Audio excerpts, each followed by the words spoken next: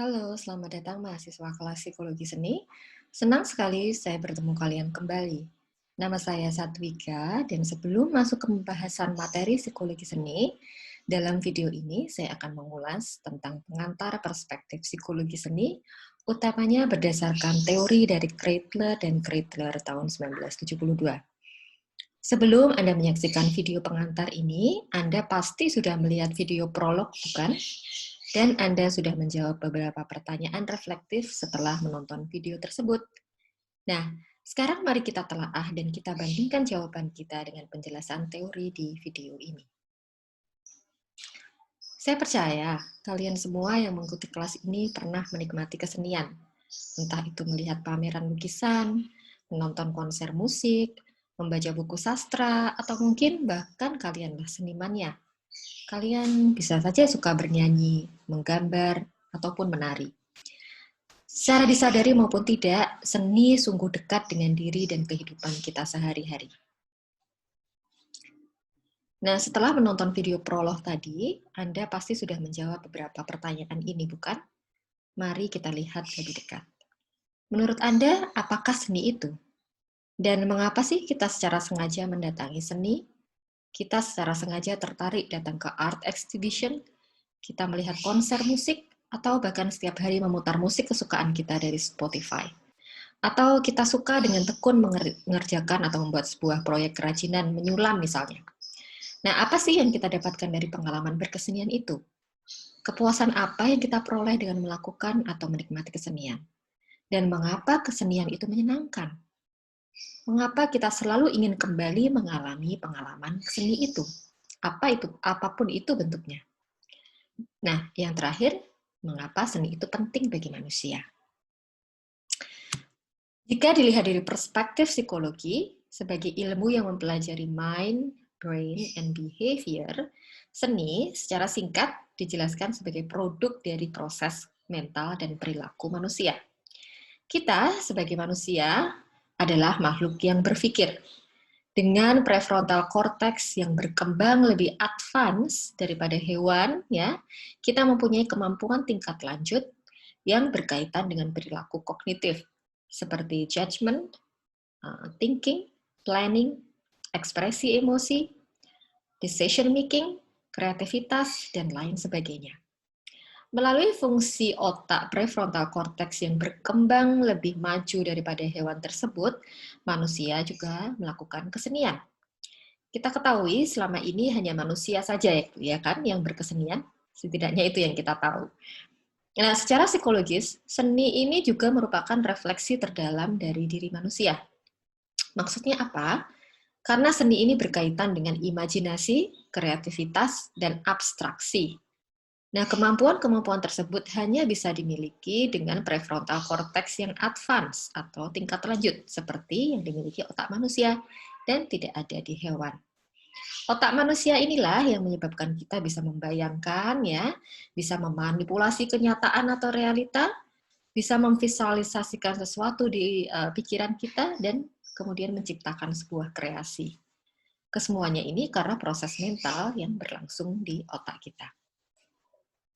Sesungguhnya, menelaah mengapa manusia itu berkesenian dan apa fungsinya merupakan hal yang sangat menarik.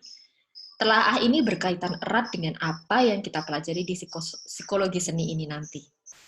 Nah, pertama kali, apa sih psikologi seni itu sebenarnya? Psikologi seni merupakan konsep dan manifestasi studi interdisipliner antara psikologi dan seni. Melalui psikologi seni,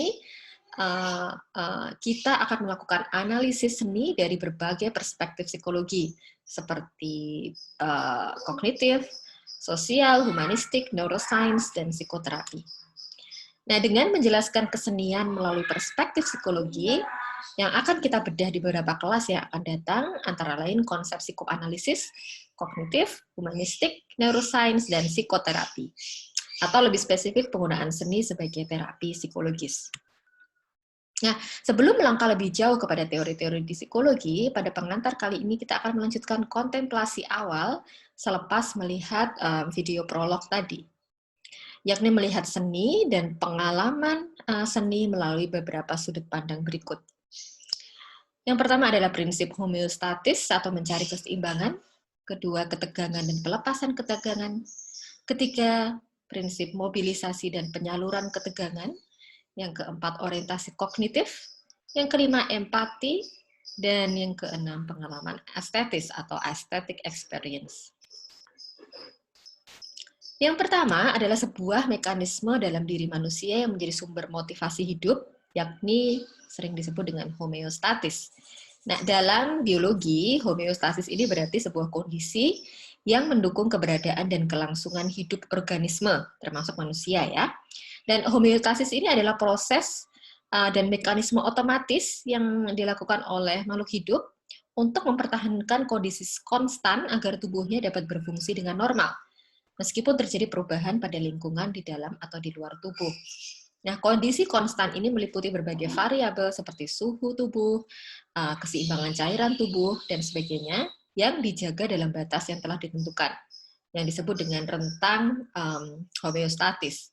Nah, hal-hal ini perlu dijaga meskipun misalnya lingkungan, makanan, dan aktivitas tubuh itu terus berubah. Setiap variabel ini juga dikendalikan oleh satu atau beberapa mekanisme yang bersama-sama untuk mempertahankan kehidupan. Melalui gagasan utama bahwa otak, tubuh, dan pikiran itu adalah suatu kesatuan, ya, maka kita akan melihat pengalaman perilaku manusia itu berangkat dari mekanisme biologisnya manusia terlebih dahulu, yakni homeostatis ini. Nah, prinsip dasar tubuh manusia adalah homeostatis, di mana mekanisme tubuh kita itu selalu mencari keseimbangan. Nah, keseimbangan tersebut rentan terhadap gangguan, dan gangguan tersebut akan menyebabkan ketegangan yang bisa kita rasakan dari reaksi fisiologis kita. Sebagai contoh, ketika kita merasa cemas atau takut, maka jantung kita akan berdebar lebih kencang. Selanjutnya, pasti keadaan yang tidak seimbang tersebut akan menyebabkan ketidaknyamanan dalam diri kita. Sehingga kita akan merasa butuh untuk memulihkan keadaan seimbang dan melepaskan ketegangan atau ketidaknyamanan tersebut. Nah, sekarang coba pikirkanlah sebuah situasi yang pernah mengganggu keseimbangan hidup Anda. Apa yang terjadi pada diri Anda?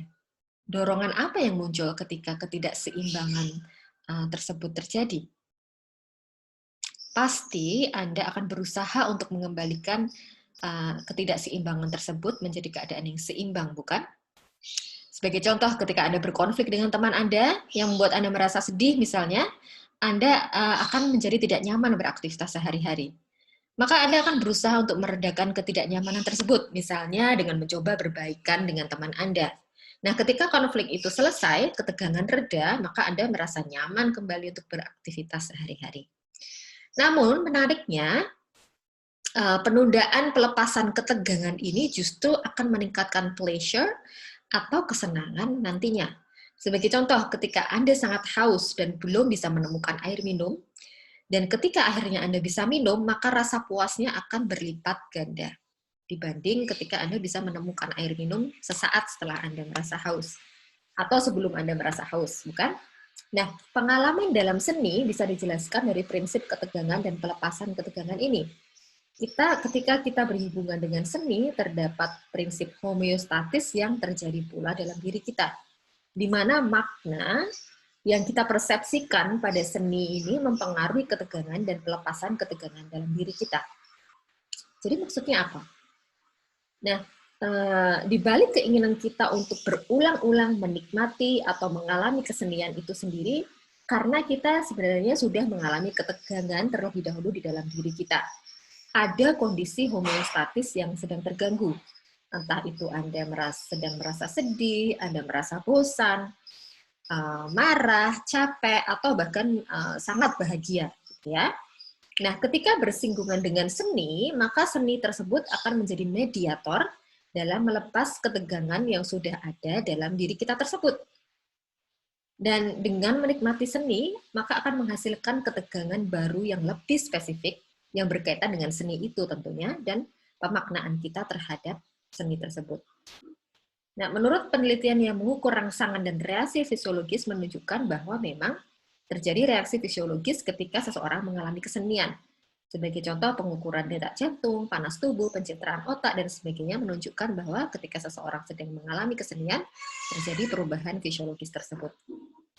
Akan tetapi, mungkin ada pertanyaan, jika memang tujuan manusia adalah mencari keseimbangan, mengapa justru kita mencari pengalaman kesenian yang notabene menimbulkan ketegangan? Nah, studi menunjukkan bahwa ketegangan yang naik secara cukup, artinya tidak berlebihan ya, akan kita persepsi sebagai hal yang menyenangkan. Karena energi tersebut dapat meningkatkan aktivasi atau arousal atau gairah secara optimal, namun tidak berlebihan, sehingga menimbulkan rasa tidak menimbulkan rasa yang tidak nyaman yang berlebihan. Nah, seni bisa menimbulkan tingkat aktivasi dan arousal yang optimal dan tidak berlebihan tersebut. Kemudian, ketegangan yang spesifik itu memang diperlukan untuk menyalurkan ketegangan yang menyebar. Maksudnya apa? Ketegangan yang menyebar atau diffuse tension ini bisa berupa ketegangan atau keadaan yang tidak menyenangkan atau stres yang kita alami sebagai individu. Nah, untuk menyalurkan ketegangan yang menyebar itu tadi, ya dapat dilakukan melalui ketegangan yang spesifik. Dalam hal ini misalnya hobi, kesenian, dan segala macam. Nah, kegiatan yang spesifik tersebut termasuk kesenian dapat mengumpulkan dan mengarahkan diffuse tension atau ketegangan yang menyebar itu menjadi ketegangan yang spesifik. Sehingga kegiatan ini bisa memberikan penyaluran dan akhirnya melepaskan ketegangan yang menyebar tersebut.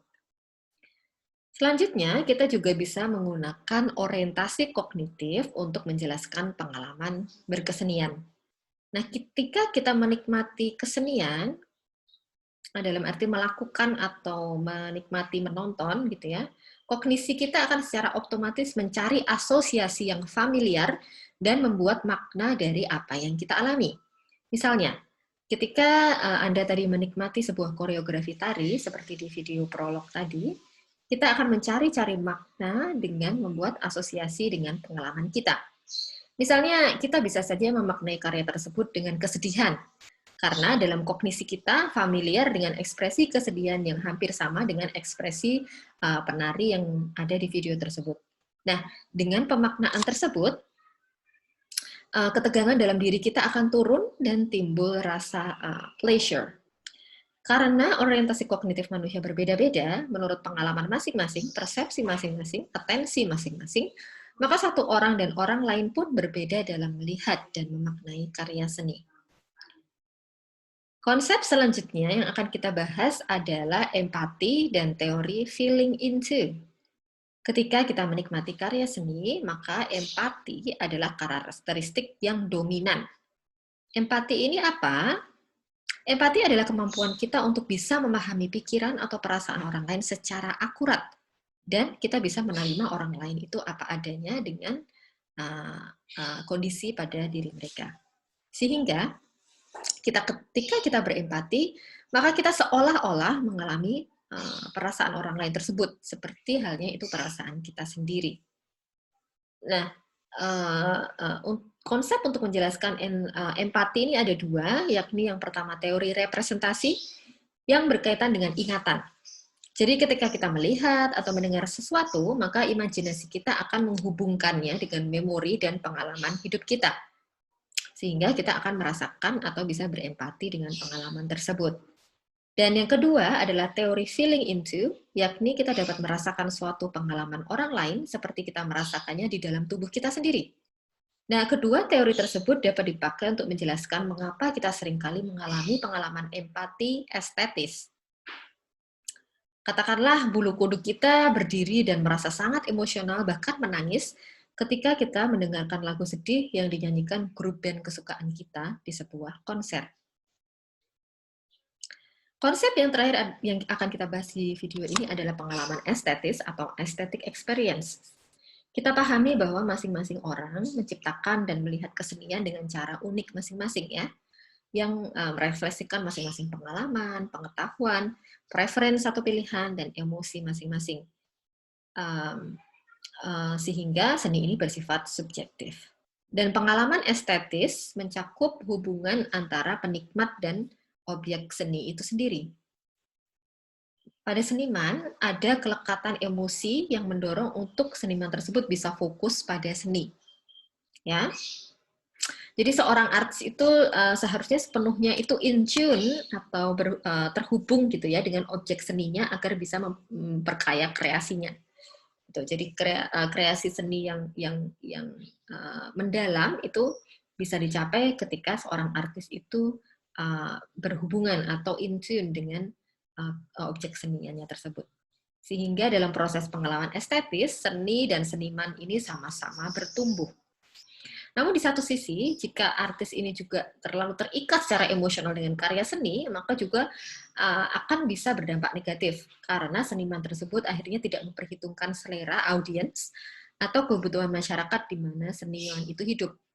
Sehingga sikap estetika ini penting ya dalam memandang seni karena memungkinkan seseorang untuk melihat objek seni itu sesuai dengan yang disarankan, namun sekaligus juga ada kelekatan emosi dari seniman ke objek seninya. Akan tetapi seni juga tidak akan menggugah pengalaman estetis kecuali penikmat seni itu mau terbuka dan mau mengalami seni tersebut. Jadi tidak peduli sebuah seni itu sangat luar biasa bagusnya gitu ya, dan bisa misalnya di satu individu bisa tergugah karena seni yang luar biasa itu, namun tidak di orang lain. Karena ini sangat tetap tergantung pada penikmatnya itu mau mengalami kesenian itu atau tidak, mau terbuka untuk mengalami kesenian itu atau tidak. Nah, demikian penjelasan mengenai pengalaman seni di video kali ini. Terima kasih atas perhatian Anda semua dan sampai jumpa di video-video selanjutnya.